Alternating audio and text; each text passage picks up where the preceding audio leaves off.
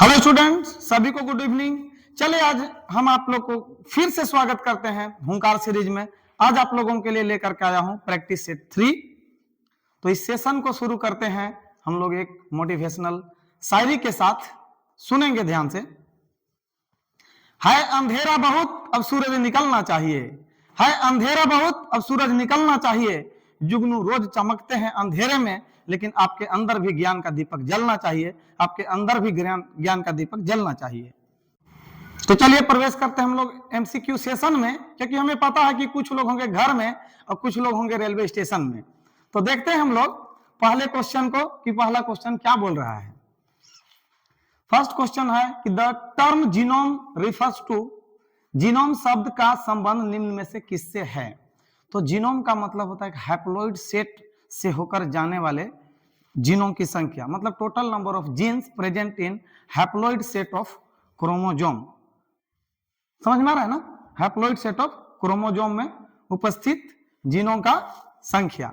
तो जैसे अगर स्पर्म से होकर भी जाता है तो स्पर्म भी हैप्लॉइड सेल है और ओवम भी हैप्लॉइड सेल है। मतलब एक पेरेंट से, चाहे तो मदर से चाहे तो फादर से होकर जो जेनेटिक मटेरियल इनहेरिट करेगा अगला जनरेशन में, उसको हम जीनोम कहेंगे। तो देखते हैं क्या क्या ऑप्शन दिया है। फर्स्ट ऑप्शन है द कंप्लीट सेट, यानी कि 2n of chromosome inherited as unit from both the parents. जी नहीं, ऐसा नहीं है। हिंदी कह रहा है कि किसी जीव में उनके माता पिता से प्राप्त कुल गुणसूत्रों का संख्या का समूह, यानी कि 2n नहीं होगा, n होना चाहिए।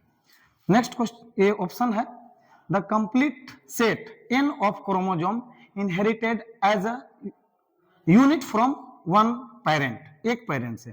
तो ये ऑप्शन जो है आपका ऑप्शन नंबर बी जो है सही व्याख्या कर रहा है।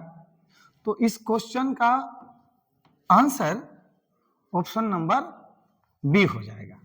क्लियर है ना, आप लोग स्क्रीनशॉट ले सकते हैं। चलिए हम लोग नेक्स्ट क्वेश्चन की ओर बढ़ते हैं। नेक्स्ट क्वेश्चन है beside the human genome which among the following has been sequenced. Human genome के अलावा हम निम्नलिखित में से किसे सीक्वेंस कर सकते हैं। तो फर्स्ट बोल रहा है बैक्टीरिया एंड ईस्ट, तो हम बैक्टीरिया और ईस्ट को भी सीक्वेंस कर सकते हैं। सेकेंड बोल रहा है Caenorhabditis elegans and drosophila. Drosophila means फल मक्खी ना, तो फल मक्खी को भी हम सीक्वेंस कर सकते हैं, इसे भी हम सीक्वेंस कर सकते हैं। नेक्स्ट ऑप्शन है राइस एंड एरेबिडोप्सिस। तो एरेबिडोप्सिस को भी हम सीक्वेंस कर सकते हैं, राइस को भी हम सीक्वेंस कर सकते हैं, मतलब धान को भी और एरेबिडोप्सिस को भी हम सीक्वेंस कर सकते हैं। तो इस क्वेश्चन का सही आंसर आपका ऑप्शन नंबर डी हो जाएगा, क्योंकि सभी के सभी सही हैं। देखते हैं हम लोग नेक्स्ट क्वेश्चन। कह रहा कि the maximum and minimum number of genes in found to be present on. Maximum number of gene और मिनिमम नंबर ऑफ जीन, आप याद कीजिए जो क्रोमोजोम नंबर 1 था ना, 1 में 2968 जीन था, और जो क्रोमोजोम नंबर Y है ना उसमें 231 जीन था। तो मैक्सिमम नंबर ऑफ जीन जो होगा आपका क्रोमोजोम नंबर 1 में हो जाएगा, और मिनिमम नंबर ऑफ जीन जो होगा वो क्रोमोजोम Y में हो जाएगा। तो देखते हैं हम लोग ऑप्शन को। फर्स्ट ऑप्शन है chromosome number 1 and the x chromosome respectively, क्रमशः गुणसूत्र संख्या 1 और एक्स गुणसूत्र। जी नहीं। सेकेंड देखते हैं, बी बोल रहा है कि chromosome X and the chromosome number 1 respectively, क्रमशः एक्स गुणसूत्र और गुणसूत्र संख्या 1। जी नहीं। सी देखिए, chromosome number 1 and the Y chromosome respectively, मतलब गुणसूत्र संख्या एक और वाई। तो आपका सही व्याख्या जो कर रहा है वो कौन व्याख्या कर रहा है? सी नंबर ना, सी नंबर। मैक्सिमम 1 में और मिनिमम वाई में। तो गुणसूत्र संख्या 1 में मैक्सिमम और वाई में मिनिमम। तो इस क्वेश्चन का आंसर सही क्या हो गया? सी। क्लियर ना? मॉलिक्यूलर बेसिस ऑफ इनहेरिटेंस का क्वेश्चन है। वंशागति के जो आणविक सिद्धांत था उस चैप्टर से क्वेश्चन उठाया हुआ है। नेक्स्ट क्वेश्चन हम लोग देखते हैं, ध्यान देंगे। The technique of DNA fingerprinting is useful in. DNA fingerprinting technique उपयोगी होता है। जो डीएनए अंगुली छापी का तकनीक है वो कहां उपयोगी है? एक क्वेश्चन पूछ रहा है। तो हम तो आपको बताए थे कि जो फोरेंसिक डिपार्टमेंट है, फोरेंसिक डिपार्टमेंट में भी यूजफुल है ना। वेरिएशन फाउंड करना है जीनोटाइपिक लेवल पर, तो वो वेरिएशन फाउंड करने में भी यूजफुल है। लेकिन ऑप्शन क्या क्या दिया है, हम लोग ऑप्शन को देखते हैं। कह रहा है कि finding out variation in individual of a population at phenotypic level. जी नहीं, फिनोटाइपिक लेवल पर हम लोग वेरिएशन फाउंड नहीं करते, हम लोग फाउंड करते हैं जीनोटाइपिक लेवल पर। उसके बाद सेकेंड बोल रहा है कि finding out variation in individual of a community at phenotypic level. यहां भी फिनोटाइपिक लेवल दिया है, फिनोटाइपिक लेवल पर हम लोग फाइंड करते ही नहीं है। हिंदी बोल रहा है कि किसी समुदाय के विभिन्न जीवों या लोगों के बीच की समलक्षणीय लक्षण रूपी विभिन्नता का पता लगाने में, ऐसा कुछ भी नहीं है। सी नंबर है finding out variation in individual of a population eight genotypic level. तो जीनोटाइपिक लेवल पर वेरिएशन का पता लगाते हैं हम लोग डीएनए फिंगरप्रिंटिंग टेक्निक द्वारा। तो इस क्वेश्चन का आंसर क्या हो जाएगा? सी ना, सी नंबर हो जाएगा। आप लोग लिखते जाएंगे आराम से, जो है ना, कथा सुनने से फायदा होने वाला नहीं है। आराम से पेन कॉपी उठाइए, लिखिए, बना करके देखिए कि क्वेश्चन बन रहा है कि नहीं बन रहा है। आराम से बैठने से काम थोड़ी ना चल जाएगा।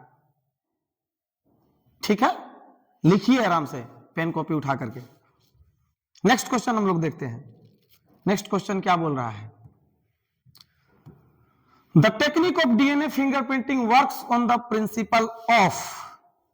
तो किस प्रिंसिपल पर कार्य करता है डीएनए फिंगरप्रिंटिंग का टेक्निक? डीएनए फिंगरप्रिंटिंग तकनीक निम्न में से किस सिद्धांत पर आधारित है? तो सिद्धांत क्या था इसका? सिद्धांत है डीएनए पॉलीमॉर्फिज्म। मतलब वेरिएशन बहुत स्तरों पर जो बताता है। पॉलीमॉर्फिज्म मतलब अलग अलग रूपों में जो वेरिएशन बताता है। सिंगल म्यूटेशन जहां हो रहा था, तो हम लोग देखते हैं पॉलीमॉर्फिज्म कहां है। फर्स्ट ऑप्शन है सिमिलरिटी इन डीएनए सीक्वेंसेस। नहीं, सिमिलरिटी थोड़ी ना पता करना है, हम लोग को विभिन्नता पता करना है। डीएनए अनुक्रम में मिलने वाली समानताएं नहीं। नेक्स्ट देखिए, डिफरेंसेस इन डीएनए सीक्वेंसेस, ये भी नहीं होगा। सी ऑप्शन है polymorphism in DNA sequences, DNA अनुक्रम में मिलने वाली बहुरूपता। तो यही जो आंसर है आपका सही हो जाएगा, डीएनए अनुक्रम में मिलने वाला विभिन्नता। तो ऑप्शन नंबर सी इस क्वेश्चन का सही आंसर है। क्लियर? नेक्स्ट क्वेश्चन हम लोग देखते हैं। नेक्स्ट क्वेश्चन क्या कह रहा है? कह रहा है कि the technique of DNA fingerprinting was developed by. ध्यान से सुनेंगे। एक वैज्ञानिक थे जिनका नाम था अलेक जेफरी, और Alec Jeffrey DNA fingerprinting technique को विकसित किया था। और अलेक जेफरी को हम फादर ऑफ डीएनए फिंगरप्रिंटिंग कहते हैं। That means Alec Jeffrey is known as father of DNA fingerprinting. और इस टेक्नोलॉजी को डेवलप करने वाला था इंडिया में, उस वैज्ञानिक का नाम है डॉक्टर लालजी सिंह। एक वीके कश्यप भी साथ में थे। तो father of DNA fingerprinting in India की अगर हम बात करें तो डॉक्टर लालजी सिंह है, और अगर हम वर्ल्ड लेवल पर बात करें तो अलेक्स जेफरी है। अलेक्स जेफरी ने ही डीएनए फिंगरप्रिंटिंग टेक्निक को विकसित किया था। तो क्वेश्चन है कि the technique of DNA fingerprinting was developed bye, DNA fingerprinting की तकनीक निम्न में से किसके द्वारा विकसित की गई थी? तो ध्यान देंगे, फर्स्ट बोल रहा है सिंगर एंड निकोलसन, जी नहीं, सिंगर और निकोलसन जो है फ्लूइड मोजाइक मॉडल दिया था।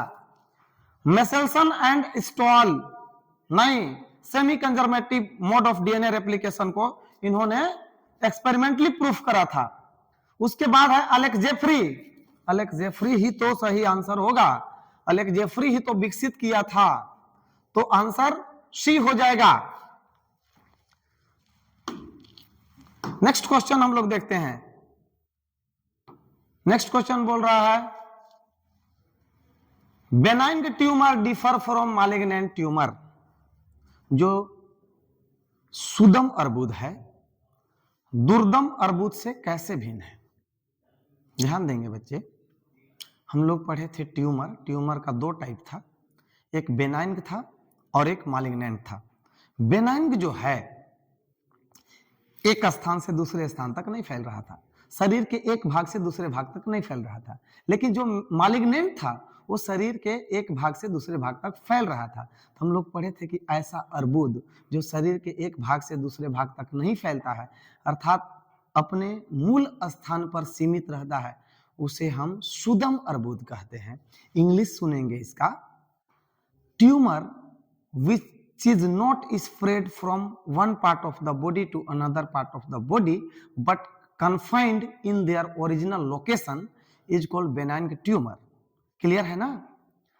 मालिग्नेंट का क्या कहता है डेफिनेशन? कहता है कि tumour which spread from one part of the body to another part of the body is called malignant tumour.